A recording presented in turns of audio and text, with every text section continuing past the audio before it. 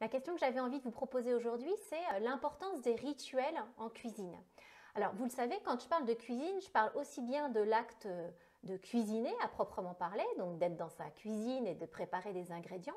Et là, les rituels, ça peut être d'avoir systématiquement le même tablier, ou encore de sentir que c'est important pour soi de mettre de la musique d'abord, ou encore de se dire que c'est bien de tout préparer à l'avance au niveau des quantités, au niveau des ingrédients, pour ne pas être perturbé par ce genre de comportement dans le cours de la cuisine. Ou encore, moi je connais aussi certaines personnes qui ne peuvent pas cuisiner, en tout cas quand elles reçoivent, avec un petit verre de vin parce que ça a le côté festif, convivial, etc. Mais quand je parle de rituels en cuisine, je parle aussi de rituels autour de la dégustation, autour du fait de prendre le temps de déguster des plats et d'y mettre un petit peu de conscience. Donc moi, ce que je vous propose dans un premier temps, bonjour à toutes les personnes qui me rejoignent, c'est vraiment de réfléchir à vos rituels en cuisine, que ce soit encore une fois quand vous cuisinez ou quand vous vous apprêtez à déguster. C'est quoi tous ces rituels et qu'est-ce qu'ils peuvent éventuellement dire de vous ? Et en fait, moi, ce qui me paraît important sur les rituels, c'est que déjà, ils nous permettent de nous préparer, ils nous mettent un petit peu en condition finalement. Je pense par exemple à une personne de mon entourage qui me disait, pour moi, c'est vraiment important, comme je ne mange pas à table, c'est vraiment important de me préparer un petit plateau repas qui soit joli à regarder, qui soit appétissant, et qui me permettent de vraiment me rendre compte que là, je vais bientôt m'apprêter à déjeuner ou à dîner et que c'est un vrai moment que je m'offre à moi-même. Donc finalement, ces rituels, ils nous permettent de nous recentrer un petit peu sur nous et puis de nous mettre en position de nous préparer de nous mettre en condition. C'est un peu finalement une forme de cérémonial qui permet de se préparer à une célébration ou de se préparer à une dégustation tout simplement. Et puis je trouve que ces rituels, ils ont autre chose d'intéressant, c'est que ce sont des habitudes qui sont souvent très rassurantes. Un rituel, c'est quoi? C'est ce qui permet justement de codifier une façon de fonctionner, qui nous permet d'avancer en terrain connu, d'avoir la sensation que on maîtrise un petit peu les choses parce qu'on va faire cette chose-là, puis cette chose-là, puis cette chose-là. Et donc finalement, ça permet d'inscrire des routines, des formes d'habitudes dans nos comportements. Donc ça peut avoir quelque chose de très rassurant finalement de procéder avec des rituels en cuisine comme ailleurs d'ailleurs. Et puis à mon sens, les rituels, ça a une troisième fonction qui est une fonction identitaire.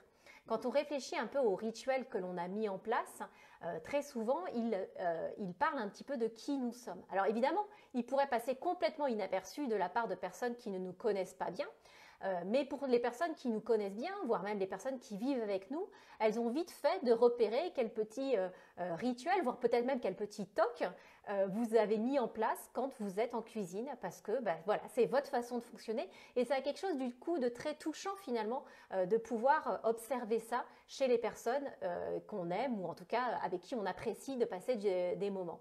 Donc ce côté identitaire, il est très intéressant à observer aussi dans les rituels parce qu'encore une fois, ces rituels, ils parlent de nous, ils sont très singuliers et ils sont du coup très individuels aussi. Alors, si on prend un tout petit peu de hauteur par rapport à ces rituels, moi j'aimerais vous proposer plusieurs petites questions d'auto-coaching finalement pour vous aider à voir quels sont les rituels qui sont les vôtres et comment vous les avez mis en place et peut-être aussi à quoi ils vous servent. La première question, c'est de réfléchir à vos rituels. Demandez-vous d'où ils viennent.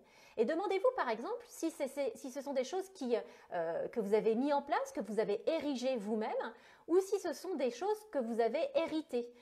Des choses que vous faites un peu par habitude, un peu par pilotage automatique, peut-être par tradition aussi, mais qu'en tout cas, vous n'avez pas forcément un jour décidé de faire comme ça.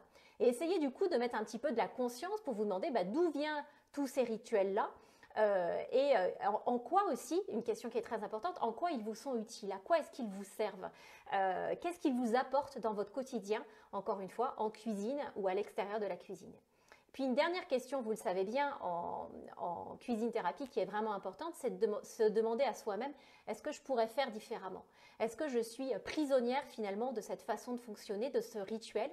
Ou est-ce que, tiens, si j'y mets de la conscience, je peux me dire qu'à partir d'aujourd'hui, je vais injecter quelque chose de nouveau, quelque chose que je n'ai pas fait jusque-là et qui va peut-être m'amener une nouvelle façon d'aborder les choses et une nouvelle façon de faire. Alors comme toujours, vous l'avez bien vu, ce sont des questions apparemment anodines, mais prenez quelques minutes pour y réfléchir et pour vous demander qu'est-ce que tous ces rituels que vous avez en cuisine peuvent vouloir dire de vous.